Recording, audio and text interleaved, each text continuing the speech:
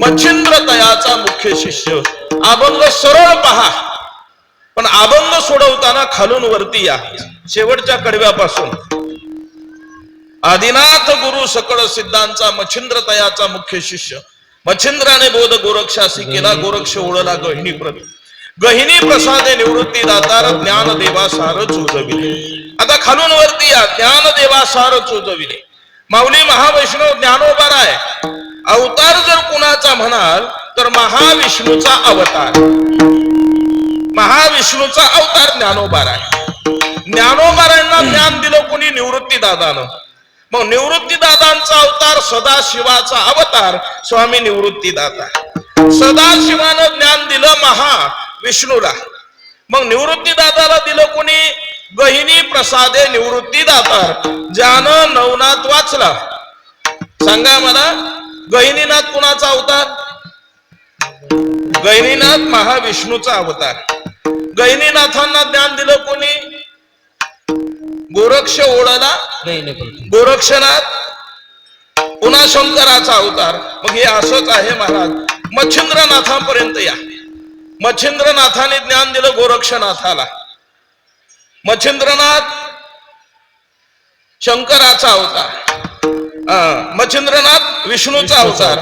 आणि विष्णूला ज्ञान दिलं कोणी? आदिनाथ.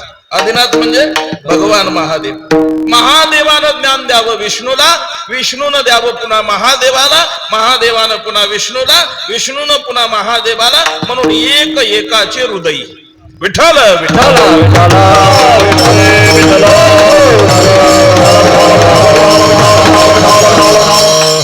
वेद निवारला आणि पांडुरंग परमात्म्याची उपासना नरहरी महाराज करू लागले. पण नरहरी महाराजांनी ती उपासना करत असताना आपलं जे दैवत आहे महादेव त्याला विसरले नाही. आणि त्या महादेवाचा अवतार भैरवनाथ आहे. म्हणून भैरवनाथाचं वर्णन आजच्या अभंगामध्ये केलं. विठ्ठल विठ्ठल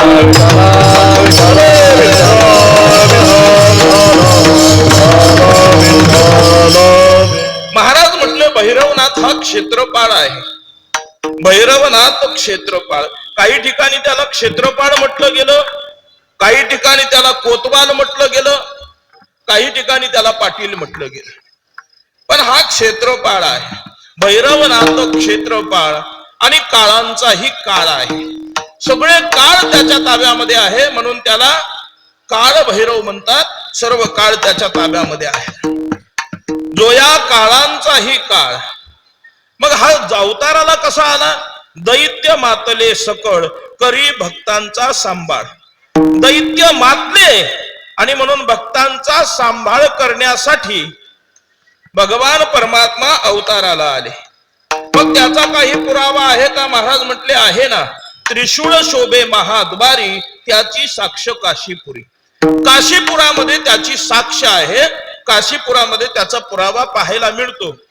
मग महाराज नरहरी महाराज म्हटले हे आमचं दैवत आहे, नरहरीचे दैवत. त्याचा दास मी अंकित, मी त्याचा अंकित दास आहे. असं भैरवनाथाचं सरळ सरळ वर्णन केलं. विठ्ठल विठ्ठल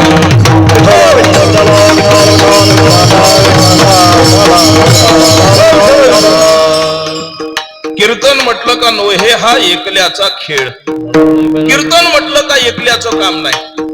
म्हणून आमचे सर्व गुणीजन टाळकरी महाराज मंडळी, आमचे उपस्थित असणारे भागातले सर्व महाराज मंडळी, ज्यांनी मृदुंगाला उत्कृष्ट अशी साथ दिली. स्वर्गामध्ये कीर्तन चाललं की इंद्र मृदुंग वाजवायचे असं वर्णन आलं की स्वर्गामध्ये एक नाही 2 इंद्र मृदुंग वाजवतात कीर्तनामध्ये. पण या मृत्यू लोकामध्ये एकनाथ महाराजांसारखा एकच इंद्र बाद झाला.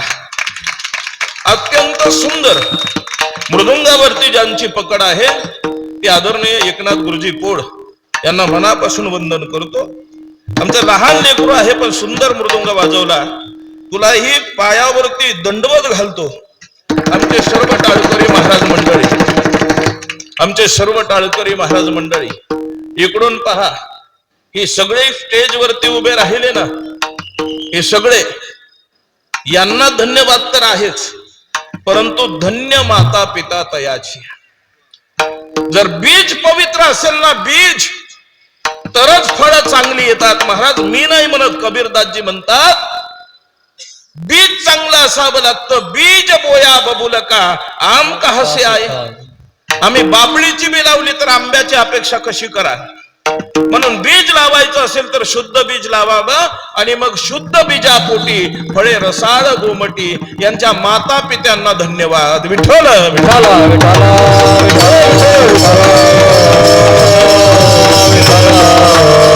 अत्यंत सुंदर आमच्या फलके महाराजांच्या संस्थेतील हे सर्व विद्यार्थी. आणि महाराजांनी मला सांगितलं गावातले जवळजवळ 10 विद्यार्थी इथं आहेत. महाराज भजनं मोडायला लागली गावागावात, भजने राहिले नाहीत. त्याला दोनही गोष्टी कारणी आहेत. तरुणांचीही नापसंती आहे आणि ज्येष्ठांचाही काही दोष आहे. असं नाही म्हणता येत तरुणांची चूक आहे, टाळी दोन्ही हातानं वाजत असते. पण इथं ज्येष्ठ मंडळींनी केलेलं सहकार्य, आगडगाव देवस्थान ट्रस्ट असेल,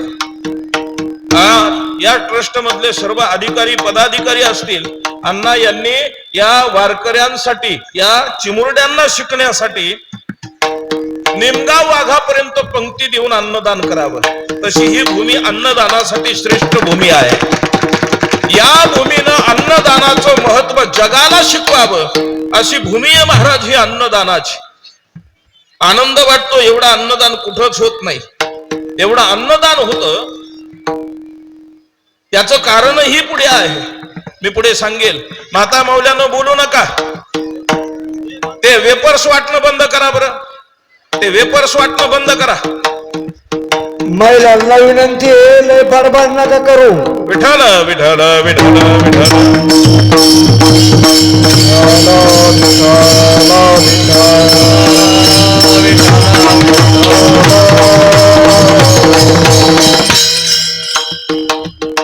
भैया, ए भैया आता ठेवून दे बस, नंतर वाट, आता नंतर वाट.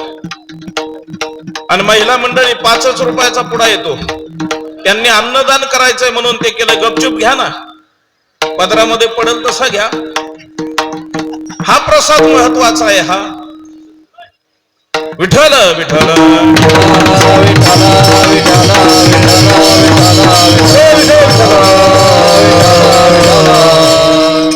अभंग नरहरी महाराजांचा आहे आणि वर्णन भैरवनाथाचं आहे. मग हे भैरवनाथ दैवत नेमका आहे काय हे आम्हाला पाहावं लागेल.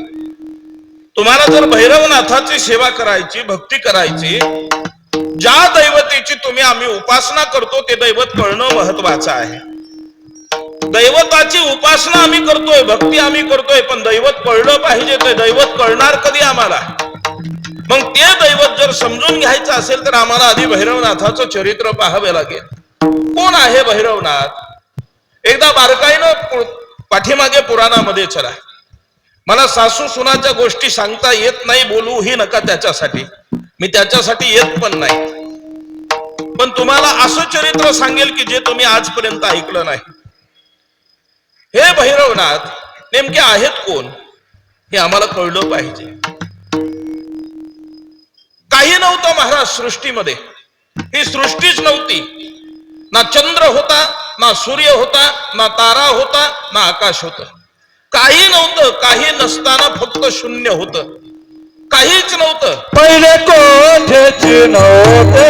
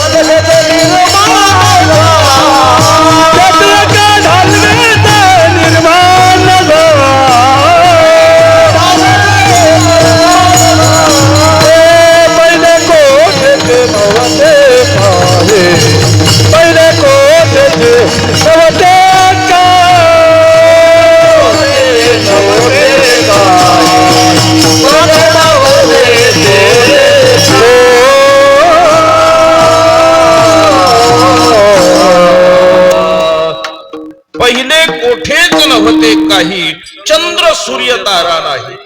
तिथे अवघे शून्याची होते पाही, तिथे एक ढालगज निर्माण झाली, तिनं एवढी ख्याती केली. तिनं काय केलं? तिनं ब्रह्मा महेश आणि विष्णू यांना जन्माला घातलं. ब्रह्मा विष्णू महेश जन्माला आले आणि आदिशक्तीनं 3 देवांना जन्माला घातल्यानंतर 3 देवांना 3 वेगवेगळी कामं दिली.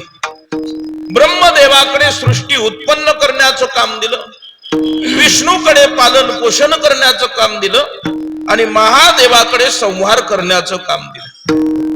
आदिशक्ती अदृश्य झाली. बराच काळ आदिशक्ती अदृश्य राहिली आणि आदिशक्ती भगवती जगत जननी जगदंबा पुन्हा प्रगट झाली. आणि त्या आदिशक्तीनं पुन्हा पाहिलं तर पुन्हा सगळं शून्यच, अजून काहीच निर्माण नाही.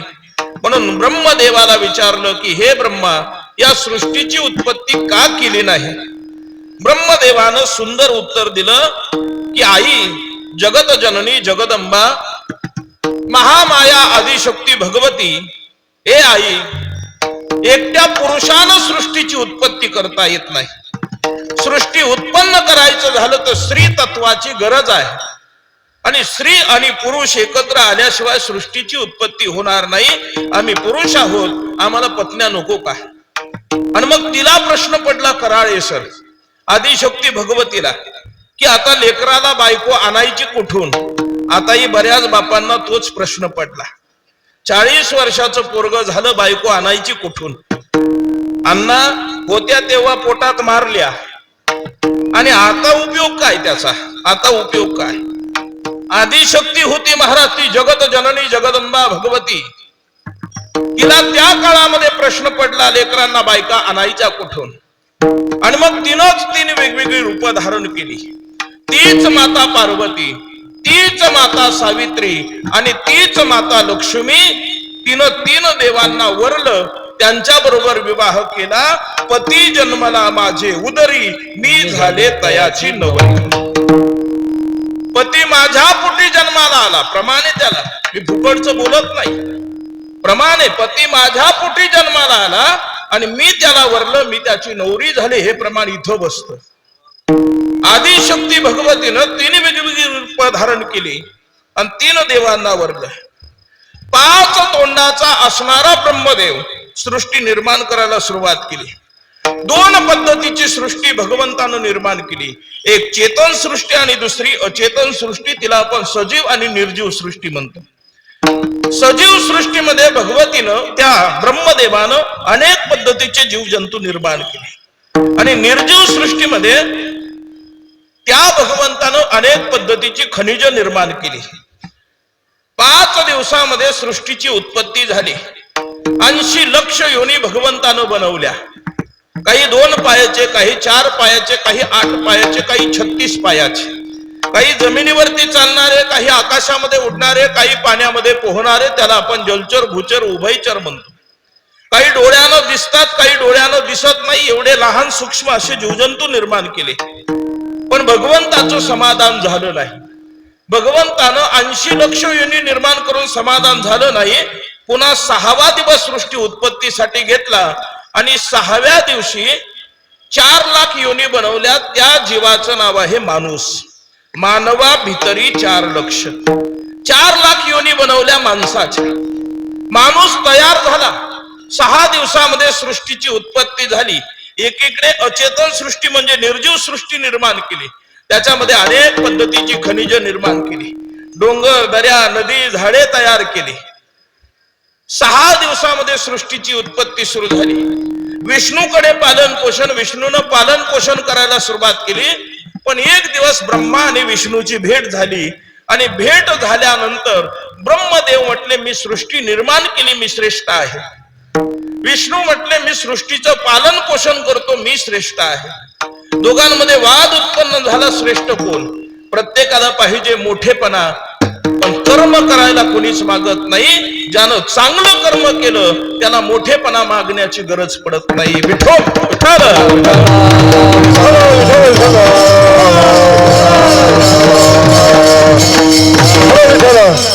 फडाच्या कीर्तनाची सवय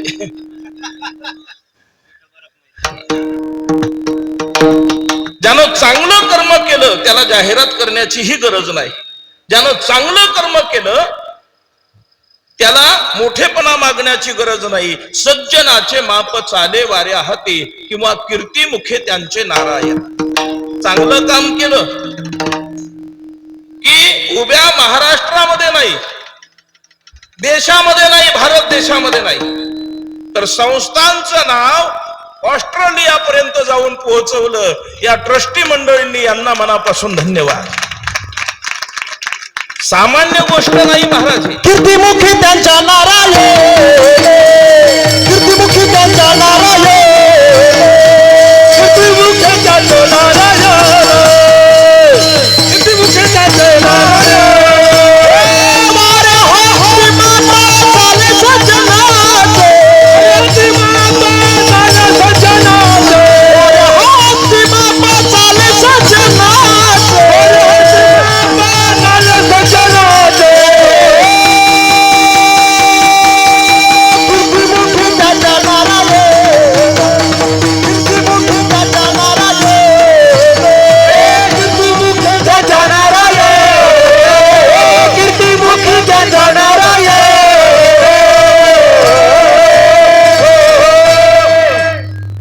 जागतिक दर्जाचं अन्नदान जे आहे ना ते अन्नदान इथं पाहायला मिळतं.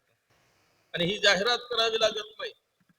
आमच्या महाराजांनी सांगितलं मला, महाराज आगडगाव देवस्थानचं अन्नदान आमच्या सप्ताह कमिटीला मिळतं निमगाव वाघाला. आता अण्णांनी खालून सांगितलं की इथलं अन्नदान पाहून आम्ही श्रीगोंद्यामध्ये शनी मंदिरामध्ये दर शनिवारी अन्नदान सुरू केलं. ही खरी पावती आहे, ही खरी पावती आहे. पावती ही आहे महाराज. सज्जनाचे माप चाले वाऱ्या हाती, त्यांचं वाऱ्या हाती माप चालतं. हा मोठा की मी मोठा वाद सुरू झाला. ब्रह्मदेव म्हटला सृष्टी निर्माण करणारा मोठा, विष्णू म्हटले पालन पोषण करणारा मोठा. वाद सुरू झाला आणि तेवढ्यामध्ये हातामध्ये टाळ, गळ्यामध्ये विना, दुसऱ्या हातामध्ये चिपडी, पायामध्ये खडावा, अंगावरती भगवी वस्त्र, गळ्यामध्ये रुद्राक्षाच्या माळा, डोक्याची जटा बांधलेली आणि त्या जटेतून एक शेंडी बाहेर आलेली, मुखामध्ये नारायण नारायण नावाचं नामचिंतन करणारा साधू आला.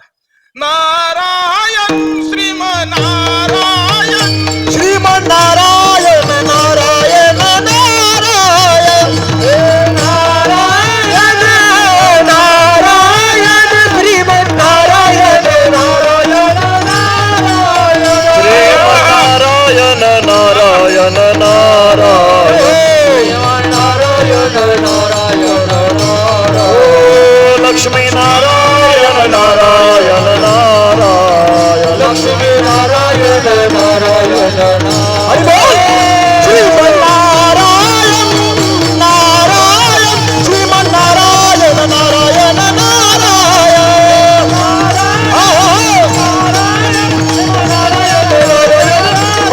श्रीमन नारायण नारायण, श्रीमन नारायण नारायण नारायण, श्रीमन नारायण.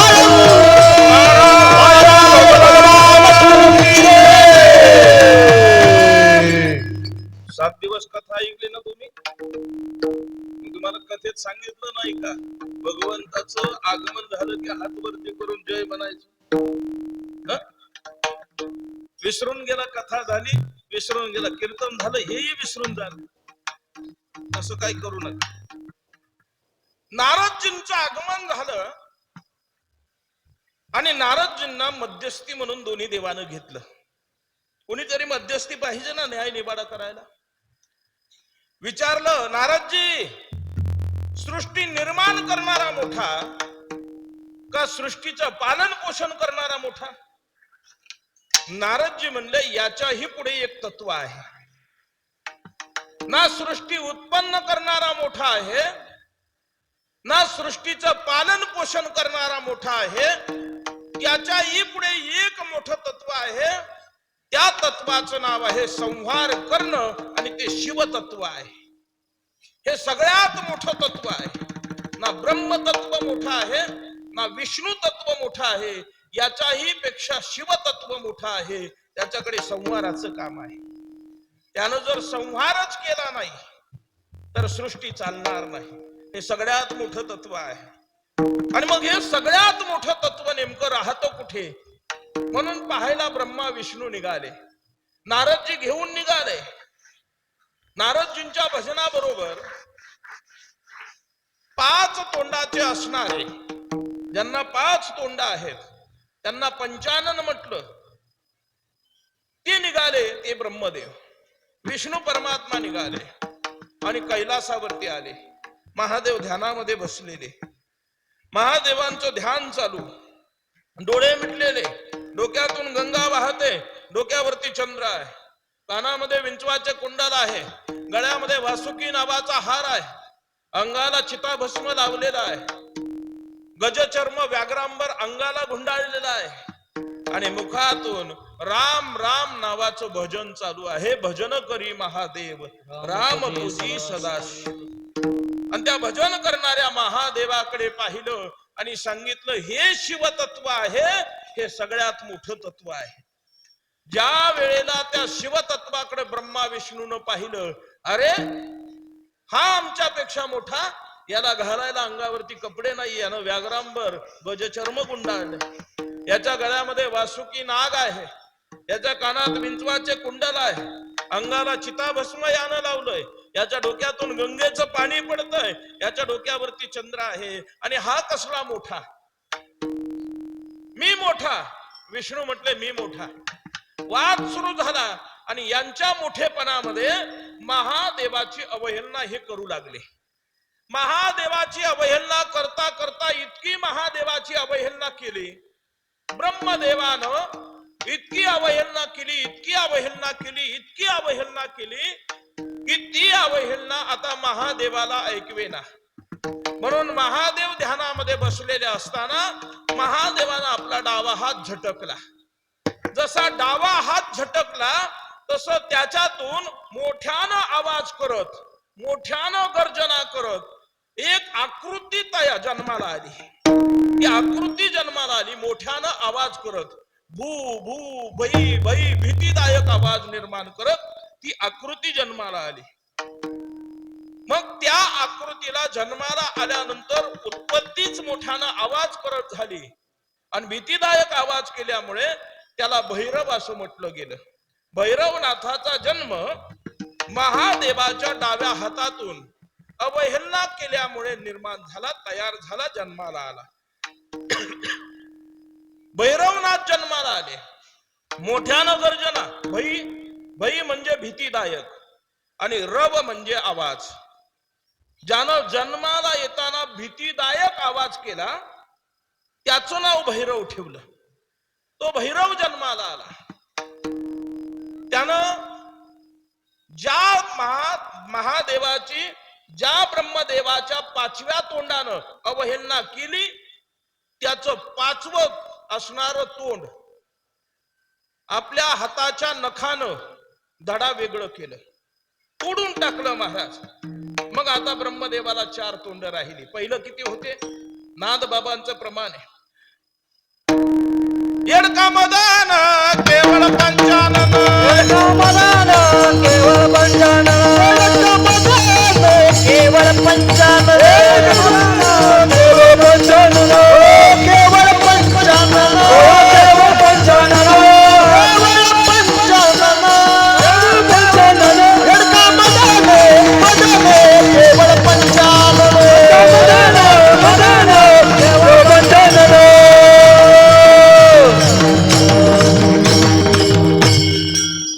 पंचानन म्हणजे 5, पंच म्हणजे 5 आणि आनंद म्हणजे तोंड.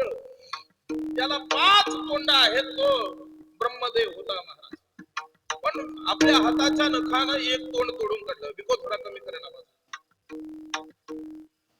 आपल्या हाताच्या नखानं 5वं मस्तक धडा वेगळं केलं, धडा वेगळं केलं. पण ब्रह्म हत्या होती महाराज, ती ब्रह्मदेवाची हत्या होती.